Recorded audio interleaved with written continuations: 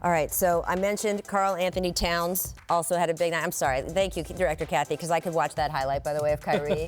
It felt like a bowling pin to me, and this one with the spin. So good. But let's go to Karl-Anthony Towns, because he had 36 points on 7 for 11 shooting from 3, 14 rebounds, 3 blocks, 3 steals. Afterward, he was very emphatic, continuing the message he's been touting for the last month, how the Wolves are going to be a different team this year, and the unity that they feel off the court translating onto the court. So how did that extend to Andrew Wiggins? Let's take a look. Stat line, a mixed bag. He scored 21 points, 8 rebounds, but he didn't have any assists, steals, or blocks. He was a team worst minus 26. Now, on the bright side, Wiggins shot 4 for 7 from the field in the fourth quarter in OT. He also hit a couple huge shots, and these were the ones that ultimately made the difference in the game. So, Brian, are you encouraged or discouraged by his season debut? I'm neither encouraged nor discouraged. At this point, Andrew Wiggins sort of is what he is.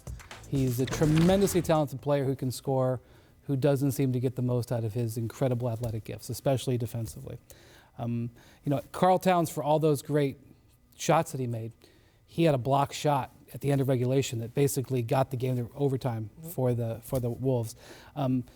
Wiggins is a good player. He's going to have a long career in this league. He's going to score a lot of points. He might even set some records for scoring because he came in the league when he was so young. He's just not a difference-making player on most nights. Occasionally he is. And that's, we're 6 years into his career now, Trey. No, I agree. Looking at Andrew Wiggins, there's no difference from his 6th year to really his 3rd or his 2nd year. Like, he is the same player, and he is so talented offensively. I'm just waiting for that next step, and I haven't seen it. And to me, Andrew Wiggins is a floater, and if you don't know what a floater is, he's a guy that can be on the court for 35, 40 minutes, but 20 of those minutes, you're like, where is he?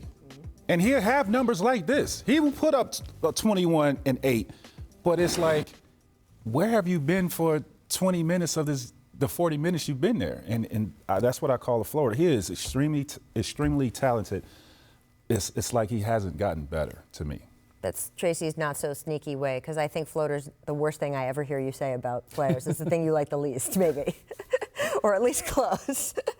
I will say, though, Karl-Anthony Towns on defense, too, was impressive. So they are making strides. Maybe some more of it will rub off on Mr. Wiggins.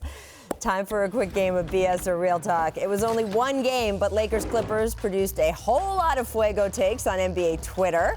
Also on the internets, our friend Charles Barkley spoke to the Washington Post about the new rivalry in LA, and he said this to Ben Golliver, quote, "At this stage, Kawhi is a better player than LeBron. He does everything better. He's a better defender, a better scorer. He's better at imposing his will on the game." Guys, is Barkley saying Kawhi is a better player than LeBron right now? BS or Real Talk? We got your science. Ooh. I don't even think it's that controversial, to be honest with you.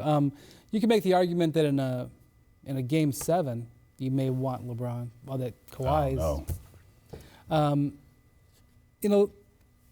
Kawhi is maybe not evolved as a vocal leader the way LeBron has, but on every other box, yeah. It's. Listen, LeBron to me, is the smartest basketball player in the game today. He is that. That's why he's able to be so great for these years. He's just smart.